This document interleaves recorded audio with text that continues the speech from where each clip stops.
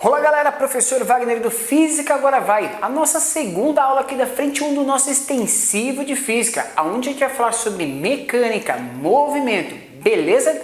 Pessoal, se você está curtindo o nosso extensivo, dá um like, compartilha com seus amigos. Chama a galera para participar do nosso extensivo aqui, beleza? Não deixe de compartilhar e ativar o sininho. A gente tem aula toda terça, sexta, todos os sábados, cara. São 3 frentes de física para ajudar você a ingressar no curso dos seus sonhos, beleza?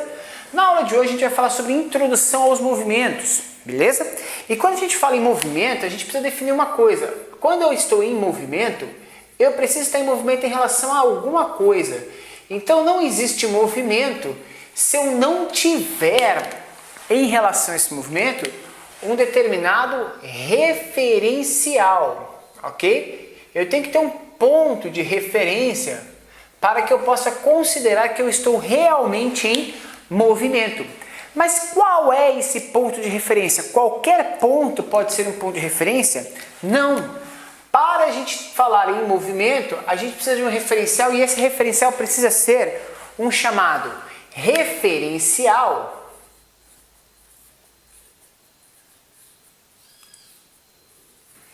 inercial, ok? Então eu preciso de um determinado elemento chamado referencial inercial.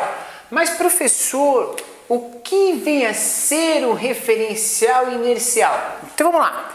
Para poder analisar o que é movimento, eu preciso pensar no seguinte: eu estou me movimentando em relação a alguma coisa. E essa alguma coisa precisa estar inercial em relação a esse movimento. Então, vamos lá. Primeira coisa, qual é a dimensão? Quais são as dimensões do meu referencial? O meu referencial, ele precisa ter dimensões pontuais, ou seja, em relação ao corpo que eu estou analisando, esse referencial inercial que eu vou detectar com o movimento, ele precisa ter a dimensão de um ponto para esse corpo.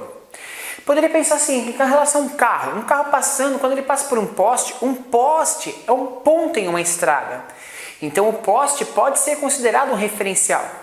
Agora, se eu for verificar o movimento de uma mosca e utilizar o poste, não vai ser um referencial inercial. Por quê? Porque a mosca em si é muito menor do que o poste. E o poste então já não tem mais a dimensão de um ponto para essa mosca.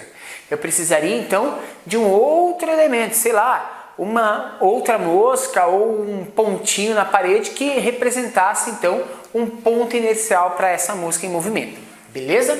Então a gente está falando que a gente precisa ter um referencial, esse referencial tem que ter dimensões pontuais, e quando eu falo que ele precisa ser inercial, essa palavra inercial está muito relacionada a repouso, certo?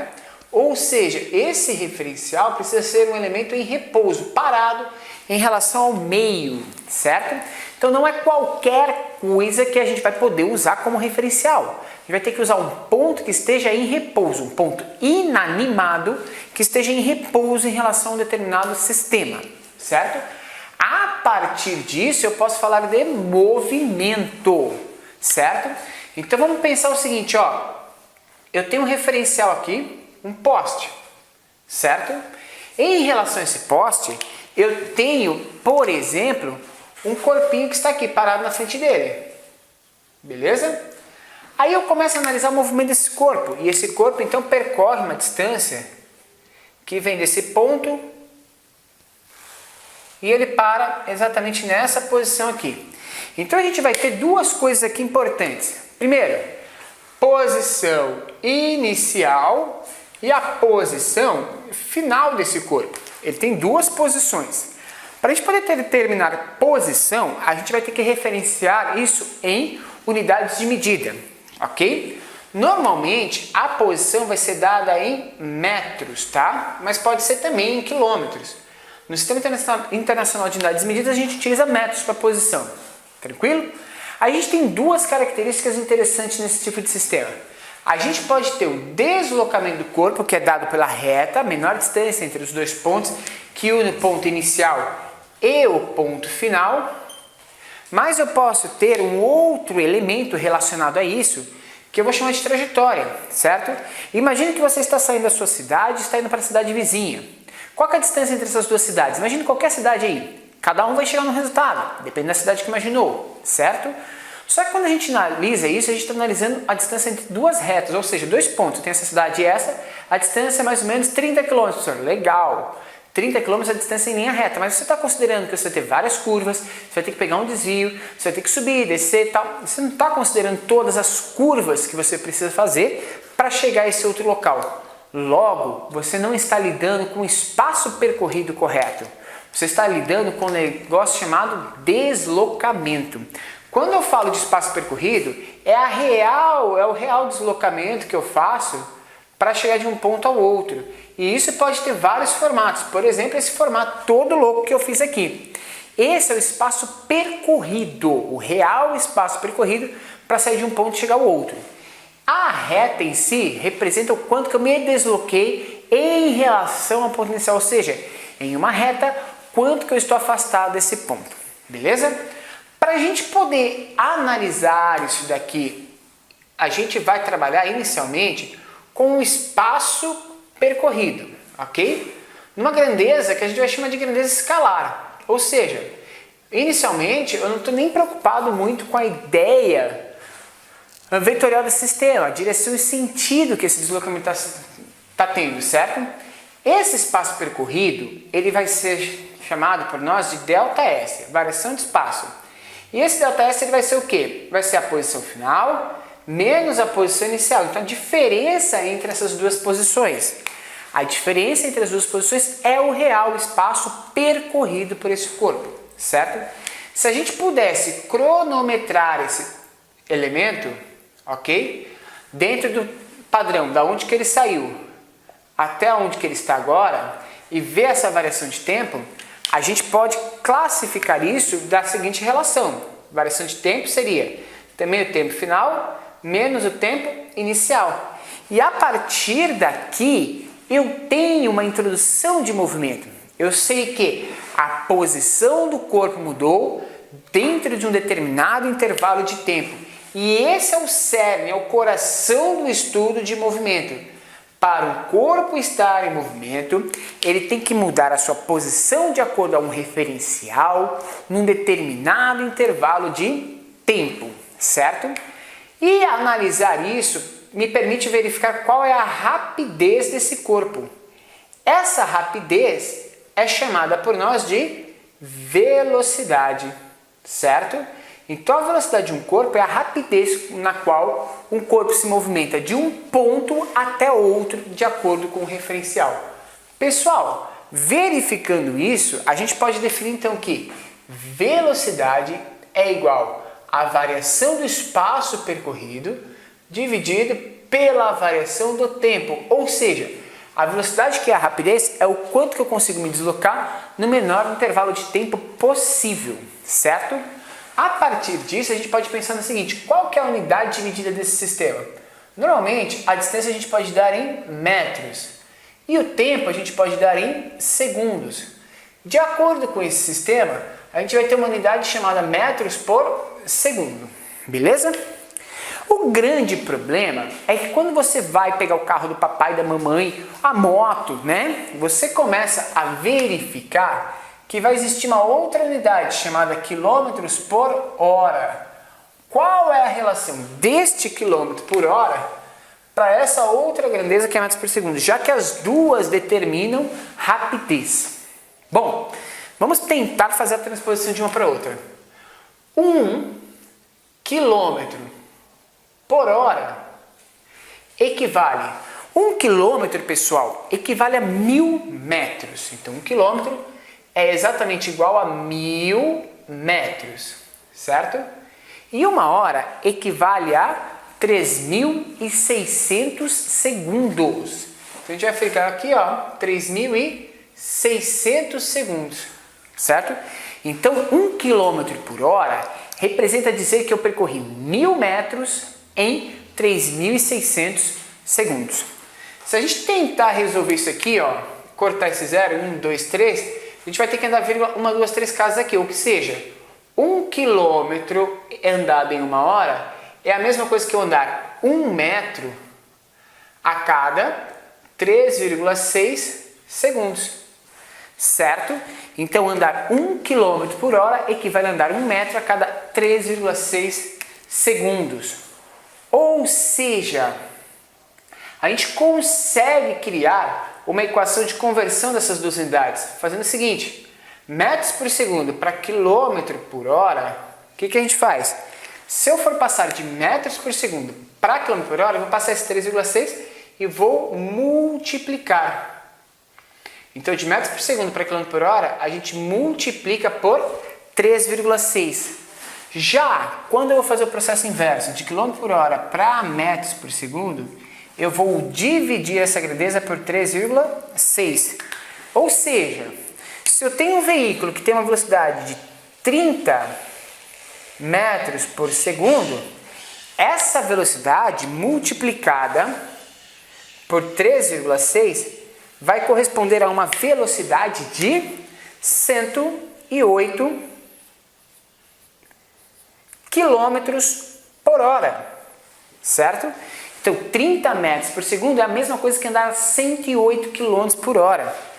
O processo inverso também é válido. Se eu tenho um veículo que está andando a 72 km por hora, e eu pegar isso aqui e dividir por 3,6, eu vou ter como resultado 20 metros por segundo de velocidade.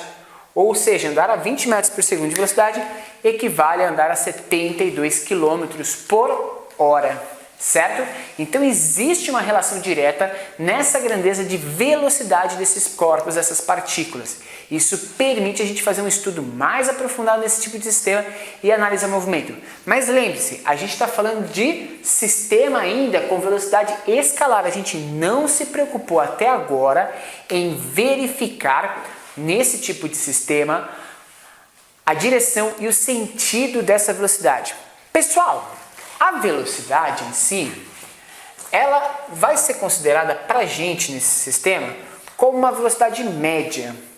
Professor, por que velocidade média? Cara, porque velocidade média. A velocidade média ela é dada pelo seguinte: quando eu vou verificar a velocidade de um corpo, eu preciso de um intervalo de tempo. Então eu vou ter o meu referencial, certo? E em relação a esse referencial, eu vou analisar quanto tempo que o corpo leva para sair de um ponto e chegar até o outro. Tendo então uma posição inicial e uma posição final, certo? Tendo então um tempo inicial e um tempo final. Então, quando eu calculo a velocidade, eu sei exatamente qual que é a velocidade que o corpo tem em cada instante ali? Não. Eu vou saber a velocidade média que esse corpo tem nesse intervalo, certo? Ou seja, se eu tenho uma pessoa saindo, por exemplo, de São Paulo e indo até Santa Catarina, uma distância aí mais ou menos, né, um município ali de Santa Catarina, sei lá, do centro de São Paulo até algum município em Santa Catarina, eu vou ter aí mais ou menos uma distância de 600 km. Então a posição inicial que a gente vai chamar de 0, a posição final seria de 600 km.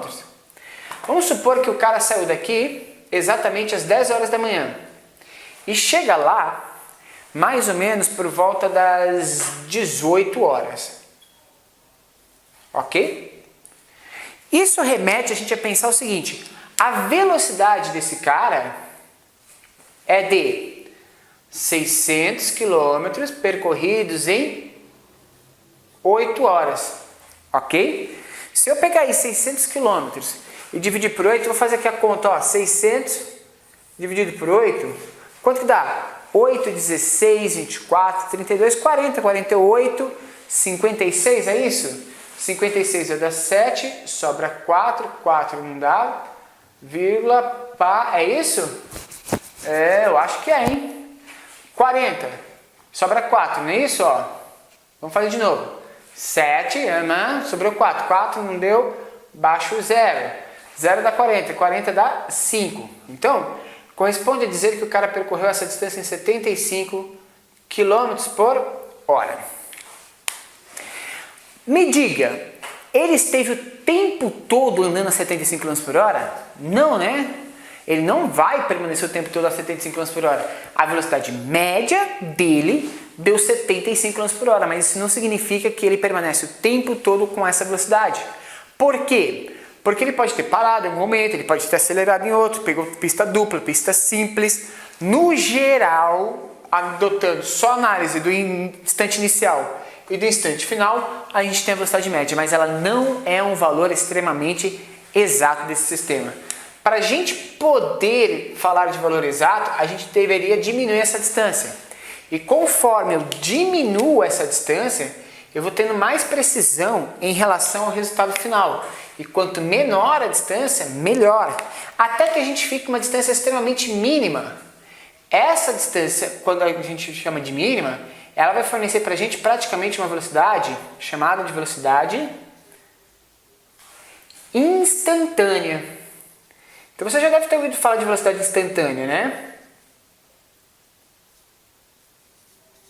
A velocidade instantânea é a velocidade real, exata de um determinado instante, de um determinado intervalo de tempo muito curto, que a gente pode dizer a velocidade era exatamente essa, beleza?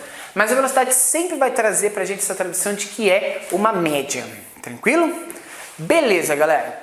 Em pensar nisso, vamos analisar a seguinte relação. Então a gente já falou que movimento precisa de referencial, esse referencial precisa ser inercial, precisa estar em repouso. A gente falou da definição de velocidade, a gente falou aqui da transformação de unidade de medida de velocidade e que a velocidade é sempre uma velocidade média, tá? Agora eu quero tratar com você o seguinte, vamos pensar aqui comigo, tá? Vai embora não, cara, fica aí.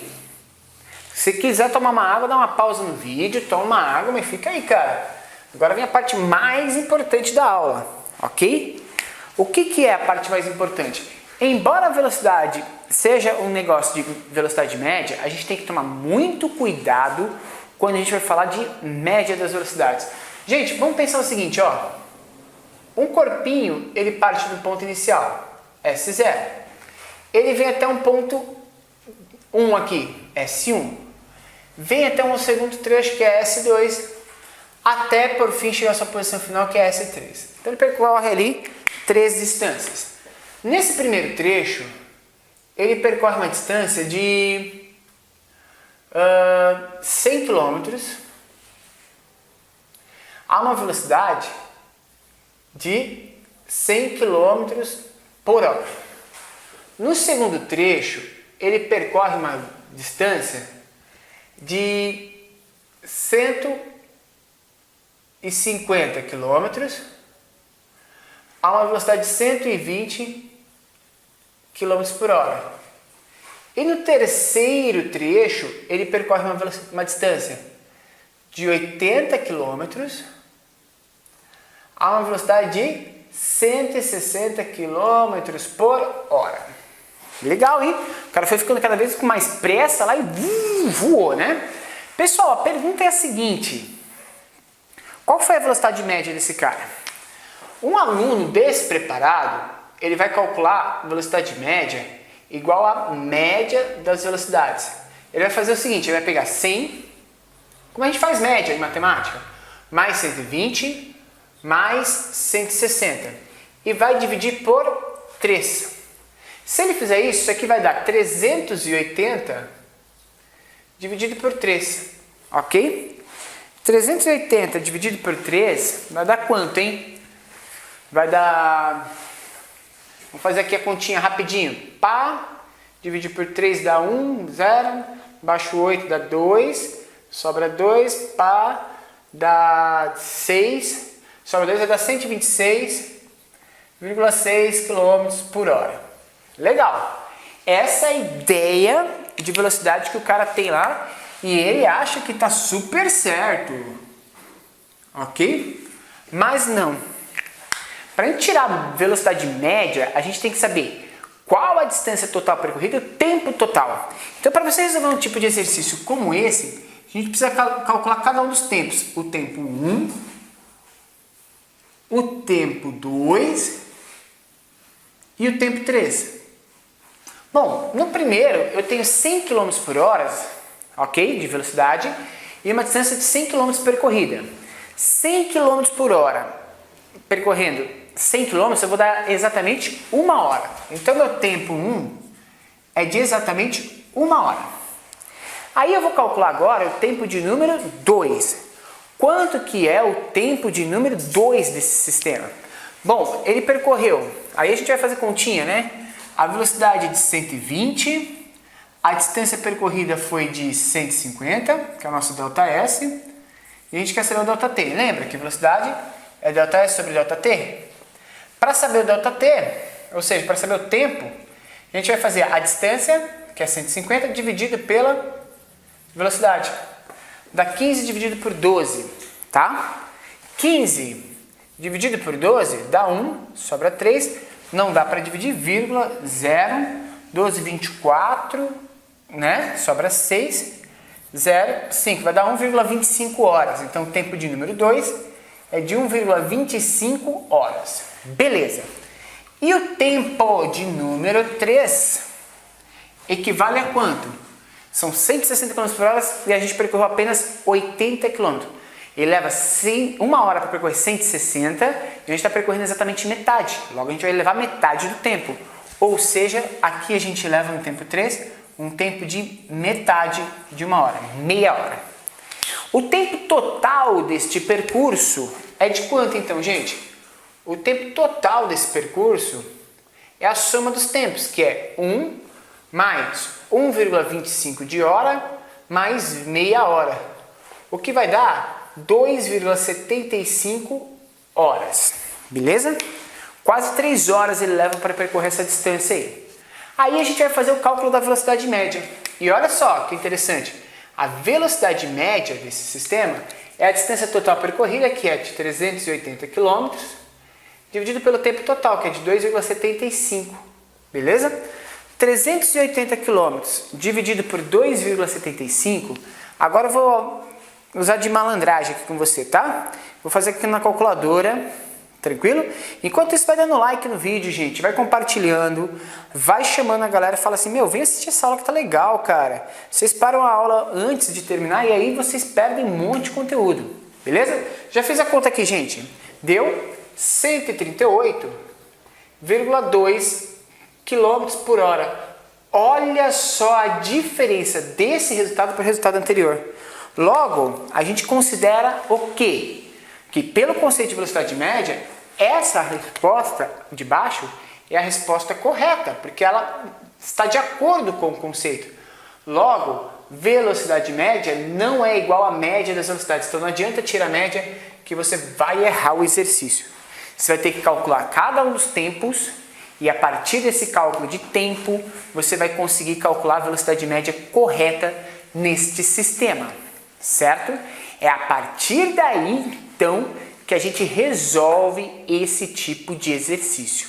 Tá comigo? Tô contigo, vamos nessa. Pessoal, então a gente já verificou a relação de velocidade, já viu essa ideia de velocidade média, tudo tranquilo, ok? A gente tem a classificação dos movimentos. E aí eu vou classificar 2 tipos de movimento para você. E aí a partir daí a gente vai ter que analisar esse movimento como grandeza vetorial, tá? Classificação do movimento. Por quê? Se eu tiver um determinado referencial aqui e uma estradinha para percorrer nesse sistema, e eu tiver um corpinho vermelho aqui, e ele está viajando neste sentido, com uma determinada velocidade, a gente vai ter que analisar o seguinte, aquele corpinho ali, ele está se afastando do referencial. Toda vez que o corpo está se afastando do referencial, a gente diz que o movimento dele é um movimento progressivo. Agora, se eu tivesse um segundo corpinho e ele está se aproximando do referencial, a gente diz que o movimento desse corpo aqui é chamado de movimento retrógrado. nesse caso aqui, a gente faz um paralelo, um ponto de divisão entre o que é movimento progressivo e retrógrado através do sentido desse movimento. Logo, a gente vai ter que abandonar um pouco a ideia escalar desse tipo de movimento e adentrar aí ao estudo de grandezas vetoriais, porque velocidade em si é uma grandeza vetorial. E quando a gente vai estudar essa velocidade como grandeza vetorial, a gente vai precisar analisar esse sistema a partir do seguinte, não mais a partir da trajetória do corpo, mas a gente vai ter que analisar isso a partir do deslocamento vetorial deste sistema, certo? Mas está tranquilo, né? E aí a gente vai ter que analisar a velocidade a partir disso, então, a partir do deslocamento vetorial desse sistema, tranquilo? Então agora a gente vai analisar velocidade vetorial.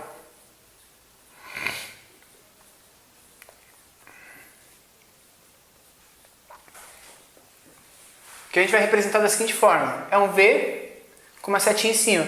Então a direção e o sentido dessa velocidade agora interfere diretamente no estudo que a gente está fazendo desse sistema.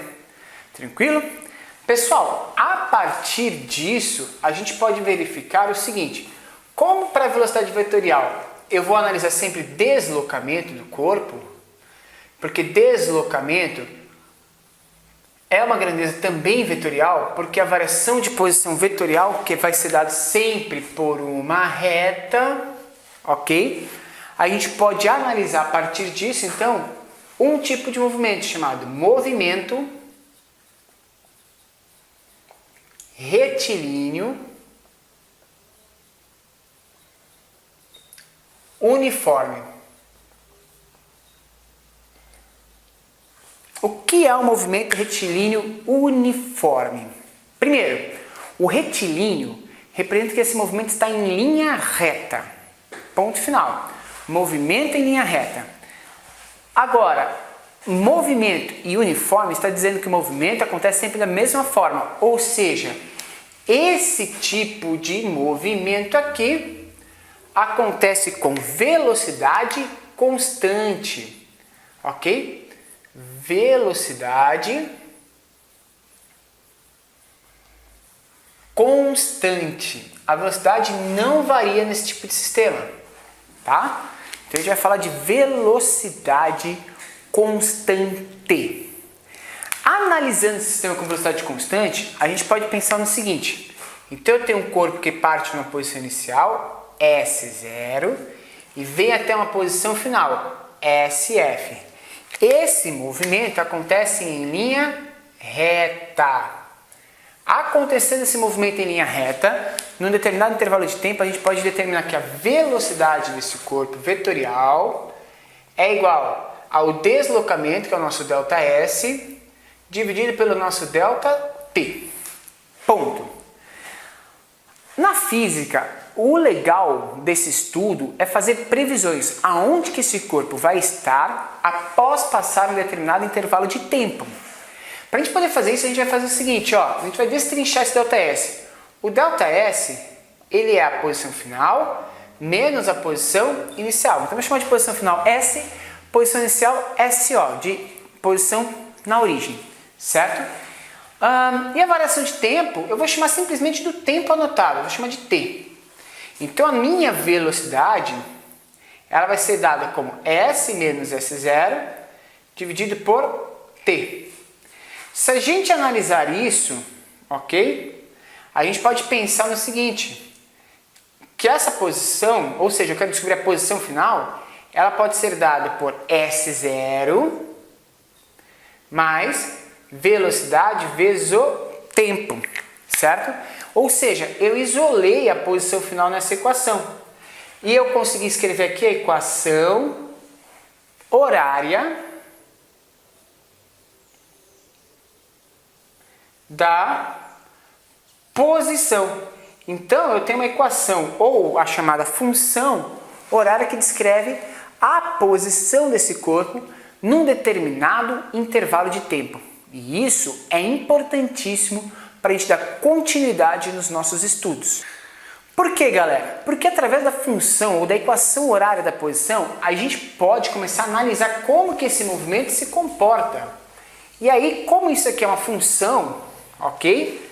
A gente pode pensar no seguinte, se toda função é capaz de gerar um gráfico, certo? Então a gente tem graficamente a possibilidade de analisar esse movimento a partir do seguinte, ó, gráficos. Quais são os gráficos importantes aqui para a gente? Para a gente analisar graficamente esse tipo de movimento, a gente vai ter que verificar o seguinte. Eu vou criar um plano cartesiano.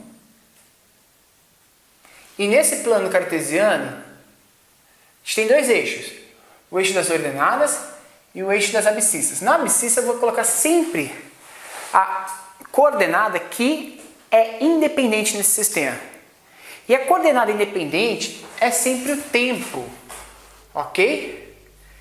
Então eu coloco lá a unidade, a grandeza e a unidade dela, certo? Então eu estou falando que ali vai ser dado em tempo e esse tempo será dado em segundos, beleza? Então a gente tem essa grandeza que é importante para a gente poder medir esse sistema. Tá, a partir disso, a gente pode definir uma segunda parte desse sistema. Qual que é? Essa segunda parte do sistema é definir a segunda grandeza, que nesse caso é a posição dada em metros. Então essa função, essa equação está me falando como que a posição varia em relação ao tempo. E no movimento retilíneo uniforme, a posição em si, ela varia uniformemente em relação ao tempo, ou seja, vai dar sempre uma reta. Dando para a gente então que no tempo 1 a posição é 1, no tempo 2 a posição é 2, e assim sucessivamente a gente consegue fazer o estudo da relação de posição e tempo desse sistema, certo? Pessoal, o interessante nesse tipo de estudo é a gente verificar o seguinte, esse tipo de gráfico ele fornece para a gente essa reta. E se ele fornecesse para a gente a reta verde? Qual que é a diferença das relações de posição e tempo em relação à primeira reta, que é a vermelha, e depois em relação à reta verde? Se eu for pensar, a reta verde, ela atinge os pontos 1, 2 e 3, opa, marquei errado aqui, atinge os pontos 1, 2 e 3 no intervalo de tempo menor. Se ela atinge esses pontos no intervalo de tempo menor, isso significa, e significa muito para a gente dizer que a gente tem nesse tipo de sistema um corpo com uma velocidade maior. Então a velocidade do verde é maior que a velocidade vermelha. Pessoal, analisando esse sistema aqui, deve ter ficado meio mudo aí para você um tempo. Vamos lá. Analisando este sistema, a gente verificou o seguinte, tá? Que no movimento retilíneo uniforme, a gente vai ter sempre uma velocidade constante, beleza? No movimento retilíneo uniforme, a gente tem velocidade constante. No movimento retilíneo uniforme, a gente trabalha com sistemas de velocidade constante, ou seja, a velocidade não varia durante esse movimento, certo? O que a gente precisa se preocupar? A gente precisa se preocupar na medida de distância, variação de espaço, variação de posição desse sistema e verificar com que rapidez a gente se movimenta dentro desse sistema. Essa rapidez vai ser descrita através de um ΔS, que é a variação da posição final menos a posição inicial. Através disso, nós podemos calcular aquilo que a gente vai chamar de velocidade. Tá? Velocidade é ΔS, que é a variação da posição, pela variação do tempo, sendo essa posição dada em metros e o tempo dado em segundos.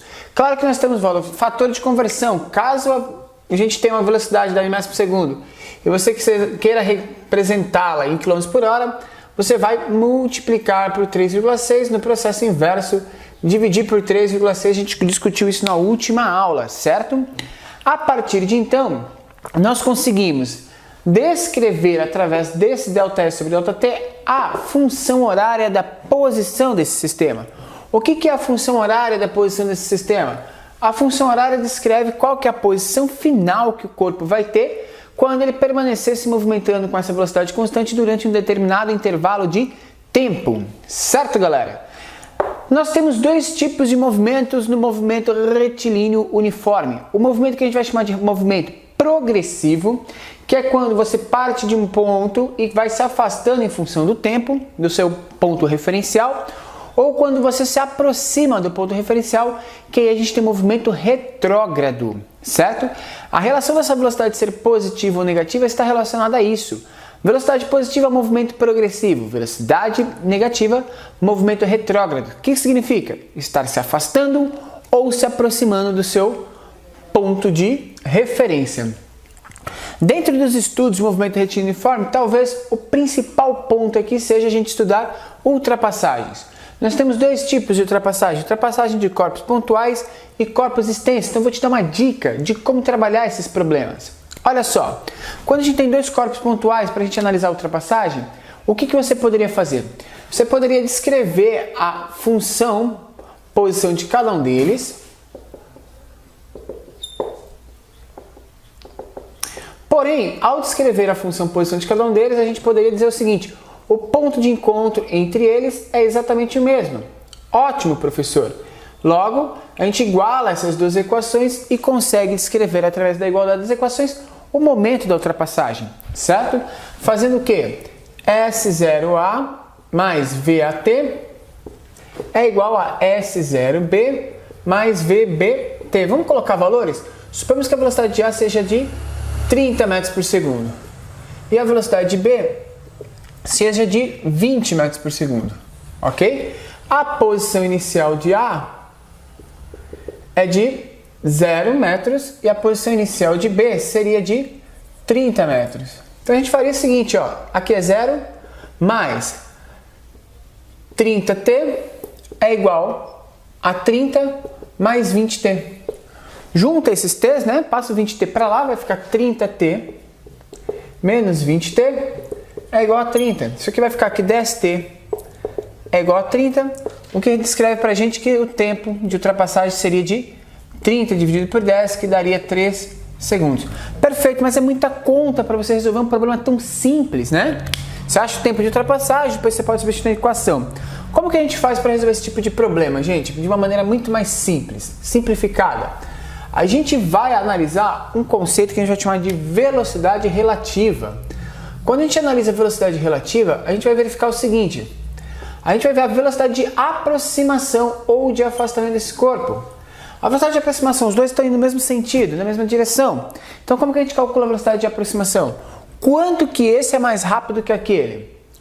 10 metros por segundo, perfeito. Essa é a velocidade de aproximação. Então a velocidade relativa entre eles é 10 metros por segundo. Depois você vai se perguntar qual que é a distância que eles estão um do outro. Quanto? 30 metros? Perfeito. Distância é igual a 30 metros.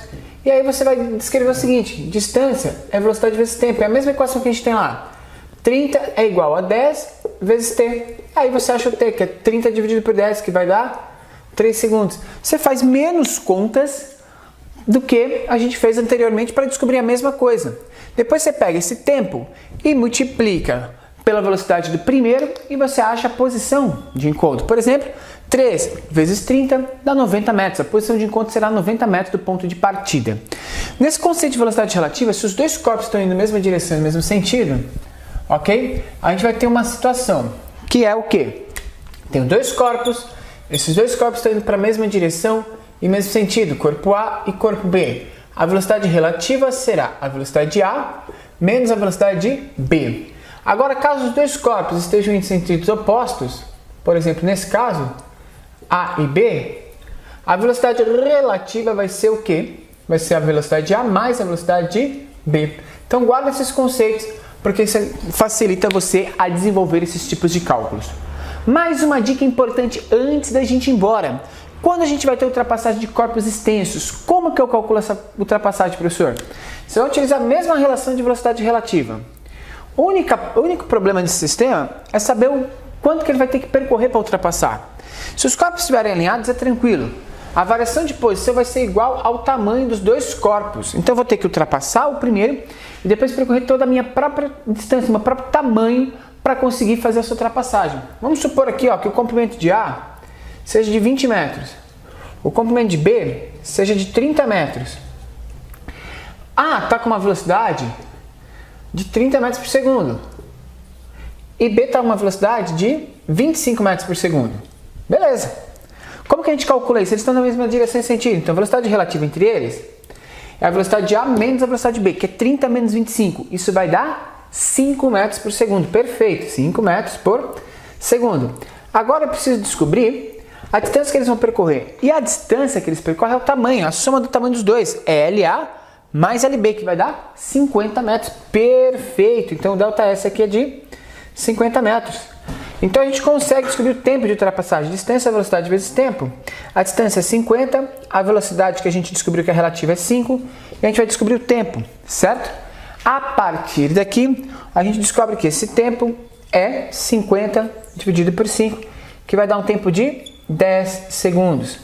Jogando esses 10 segundos, a gente localiza a posição de um deles, multiplica pela velocidade. 30 vezes 10, ele vai percorrer 300 metros para conseguir ultrapassar o corpo que está na frente. Então, galera, é dessa forma que a gente resolve, de uma maneira mais simples, maneira simplificada, você ganha tempo na sua resolução. Beleza, gente? Aí eu vou ficando por aqui. A gente viu os conceitos básicos de movimento retilíneo uniforme, a gente viu ultrapassagem de corpos pontuais e de corpos extensos. Dá uma verificada aí, tem outras aulas no canal que falam sobre esse mesmo tema e eu vou anexar elas a este vídeo. A ideia é que você aprenda cada vez mais.